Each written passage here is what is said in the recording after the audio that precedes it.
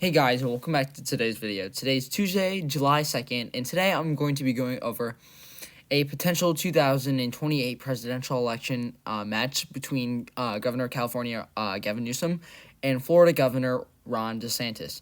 Now, this is an interesting case because both these two governors debated later last year in 2023 on Fox News. The debate moderator was Sean Hannity, a Fox News correspondent, and it was a very interesting debate because Ron DeSantis at the time was running for the Republican nomination for president in 2024, but Gavin Newsom wasn't doing much, so I thought it was a very interesting scenario for them to debate each other.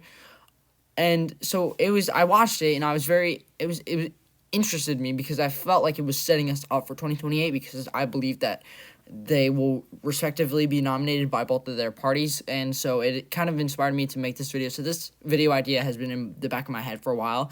As you guys know, back in April, I did a Gretchen Whitmer versus Ron DeSantis presidential prediction, and that I believe I had Whitmer narrowly beating. I think I had Whitmer winning Michigan, Pennsylvania, Georgia, and Arizona because I said that Whitmer would pick Raphael Warnock, and also because of left-leaning trends in Arizona, it'd go for Whitmer, and then Michigan and Pennsylvania, because she's from the Midwest and the Rust Belt region, she would win Michigan and Pennsylvania, and maybe even Wisconsin too. So here, let's get into this now. These are going to be categorized as the safe states for Gavin Newsom. So a lot of the West Coast states, such as California, where he's from, I think it'll be safe. And then a lot of the northeastern states are pretty liberal, so they're going to go for the Newsom. And in Colorado, it's going to be safe by then, along with probably I could say Virginia is safe. Maybe I'll put it as likely. Minnesota will be likely, along with New Mexico. Hawaii will be safe. Maine's first will be safe. New Hampshire will be likely. Maine at large, likely. And so those are the safe and likely states for Newsom. Let's go over the safe and likely for DeSantis. So in this scenario, I'm actually gonna put Florida as safe, because looking at the 2002 Florida gubernatorial election, Ron DeSantis won in a landslide. Pretty impressive for the state of Florida, considering just a few years prior, Barack Obama had won the state by about a point or so. I actually think Alaska is going to narrow for Newsom. Put it as likely. Iowa, I think, will also be I think Iowa will be safe by then. Ohio will be likely. And Texas will. I actually think Texas will be lean because of its trending Hispanic. And I think I do believe in this election that the Hispanics and Latina would pretty drastically vote for Gavin Newsom in levels previously unseen before. I think we can see Barack Obama levels. I think, what's interesting, I think a lot of people think that Ron DeSantis is at a good level with the Hispanic and Latino population, which is true for the state of Florida, but I'm not sure how that would correspond nationally. I don't think that a lot of Latinos and Hispanics would vote for Ron DeSantis in droves, because Ron DeSantis is actually one of the, in my opinion, is one of the furthest right-leaning Republicans at the gubernatorial level, and I think that that will play into the presidential election, if in this scenario that that Newsom and DeSantis are the nominees. I think. Okay, so let's get into it. I want to talk about who I think they would pick as their running mates. I believe for 2028, I think Gavin Newsom, it's going to be either two likely candidates for VP. I think it's either going to be Keystone State Governor Josh Shapiro, a very, very popular Democrat in the state of Pennsylvania, along with Michigan Governor, my own governor, Gretchen Whitmer, who is a very popular. She has a decent approval rating. I believe it's around 55%. So she's very liked among Democrats and moderates. And obviously she's pretty hated among conservatives and Republicans. So I think let's go. I think I'm gonna do if Whitmer is the VP, then Newsom is going to do pretty well in Michigan. I'll put it as a lean. I'd say it'll probably go to him around 4. Actually, I'll put it as likely, and then it'll probably be about 7 points for Newsom if Whitmer is the VP.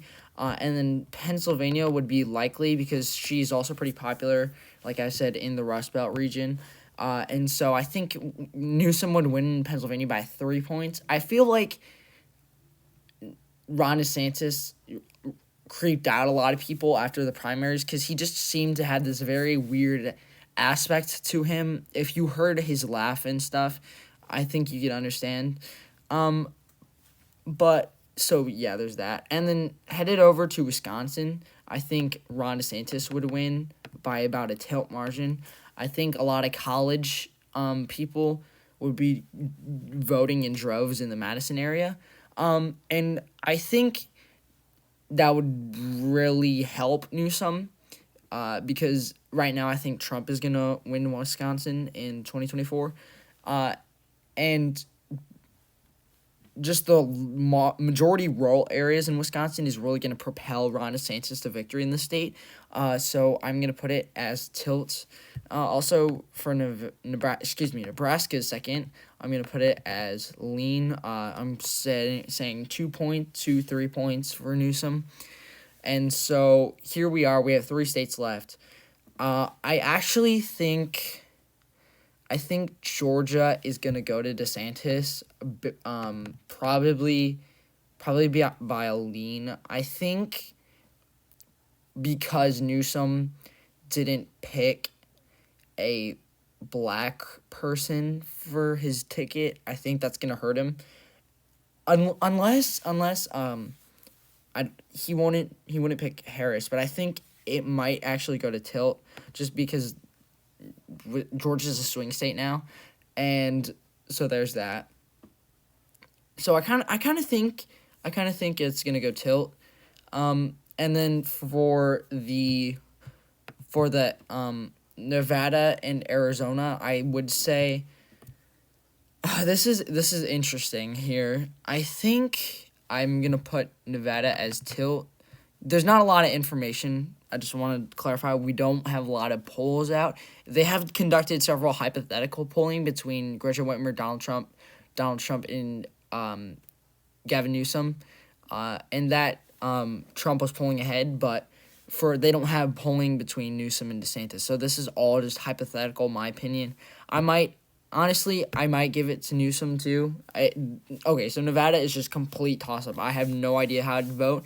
I'm just going to give it to DeSantis to give him a few electoral votes, a few extra. And then Arizona would go to Newsom by a lean because of the abortion rights referendum. I think that's going to be a big part of it. And just Arizona's overall left trending. So yeah, this is my 2028 presidential prediction.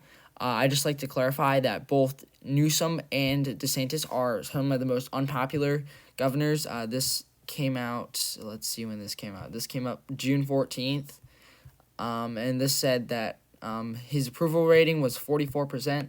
This one came out in April and showed that DeSantis had a 44% approval rating. So both very unpopular governors. And so I think it'd really be interesting to see. I do think Newsom would beat DeSantis.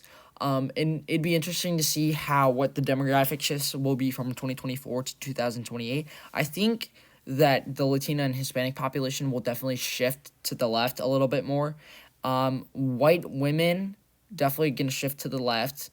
But I think the blacks will actually shift pretty far to the right between 2024 and 2028. And I think Donald Trump has a lot to do with that. Because Donald Trump has definitely gained margins with the black community, and so that's going to be part of it. And I think overall, between 2024 and 2028, I'd say the nation shifts about 2% to the left. And I'm posting my July now presidential prediction, and you're going to be interested to hear what I have to say at this point, because it's after the debate that really changed my mind on who I think is going to win. But I think you guys will probably be surprised. So stay tuned for that video. That video is going to come out in a few days. But thank you guys for watching. I hope you enjoyed today's video. Leave a comment down below if you're interested in seeing other hypothetical presidential predictions, because I really enjoy doing these types of videos. And my Gretchen Whitmer and Ron DeSantis video did really well too, so go check that out if you haven't yet. And so, yeah, thank you guys for watching, and I hope you have a great rest of your day.